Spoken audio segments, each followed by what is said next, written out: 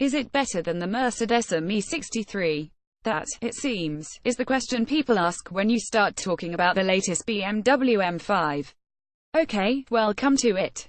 First, then, the 6th generation BMW M5. Here it is. It still looks subtle, doesn't it?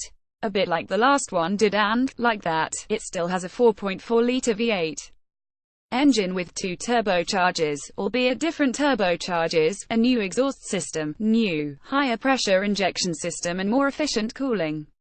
From there onwards it only diverges further from the previous model. As you'll have probably heard, the biggest news is that it has four-wheel drive. Second biggest is that you can turn it off, and still have a rear-drive M5. Goodie. Somewhere beneath both of those in terms of importance and interest are that it no longer has a dual-clutch transmission, but gets a torqueconverter auto instead, has 600 horsepower, a carbon fibre roof, costs all but £90,000 and has lots, and lots, of driver-selectable things. They include big breath, here three-stage adjustable dampers, three-stage steering weight adjustment, adjustable engine response, and gearbox response, and exhaust loudness, changeable stability control interference levels, and even different 4WD system responses: conventional 4WD, sport 4WD, or 2WD. You can't adjust the brakes, but you can select from conventional discs or carbon ceramics, which strikes me as, well, quite a lot to think about. Luckily there are some preset modes, and 2 programmable buttons on the steering wheel for saving your own preferred modes.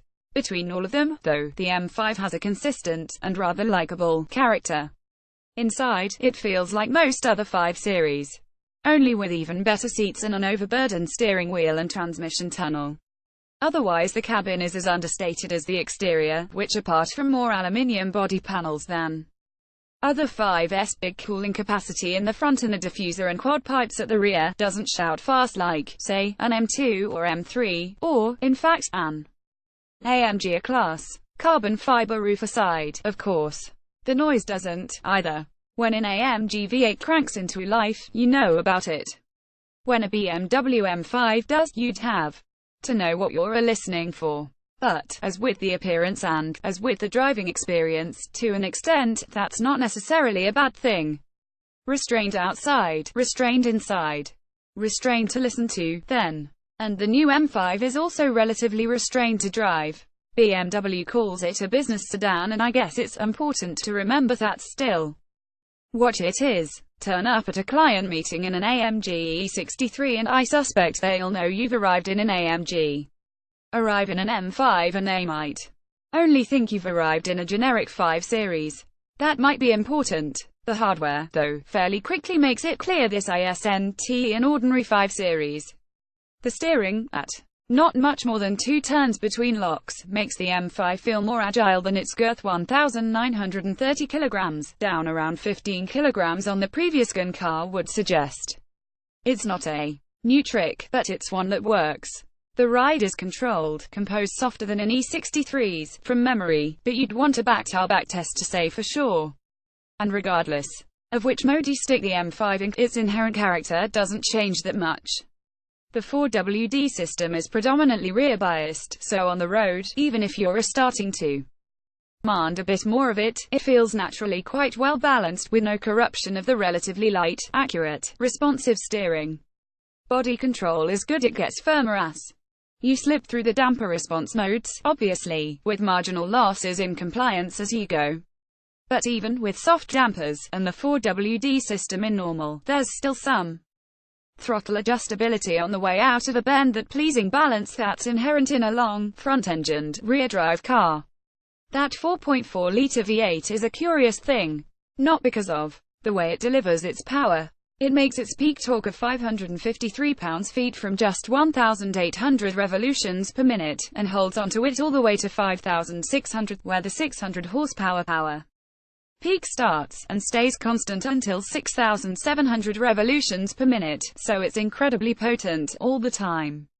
Perhaps the conventional autobox shifts gears slightly more slowly than a dual-clutch transmission.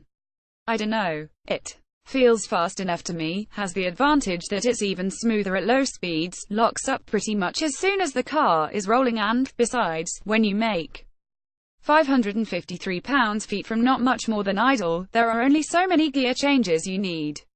The thing that makes it a bit curious, though, is the noise. BMW has upped its volume compared to last time around, but it never approaches AMG levels. It still has some augmentation through the speakers, for heaven's sake. So it's a capable car, an agile enough and responsive enough car, even an extremely powerful and honestly absurdly quick car. But somehow it feels like it does all of this without going to more than about 6 or 7 on the dial. Unless, that is, you turn the stability control off completely, and engage two-wheel drive. In which case, the M5 has magnificent poise, a deft balance, and the ability to smoke up its rear tires like one of the very best super saloons of all time. BMW is quite proud of all the electronic systems, which match all of the M5's prodigious tech together. But it ought to be equally pleased with what happens when you turn all of them off. Which brings me back to the E63 question. And, I'm afraid, I don't know. What I can tell you is that it's less exciting, less obvious, and less loud than an E63. But whether that makes it worse, or better, or otherwise is, I'm afraid, a question for another day. I suppose, with the most subtlety, it's actually possible that it will leave you a little cold, although it didn't me. Because I suspect that's exactly how BMW wanted it to feel. Specification: BMW M5 engine, 4,395cc, twin-turbocharged V8 transmission, 8-speed. Automatic, all-wheel drive, power HP 600 at 6,006,700 RPM, torque pound-feet 553 at 8,005,600 revolutions per minute, 062 mph, 3.4 sec, top speed 189 miles per hour with M drivers, package weight 1,930 kilograms including driver, MPG 27 NEDC combined, co 2,241 GKM, price £89,640.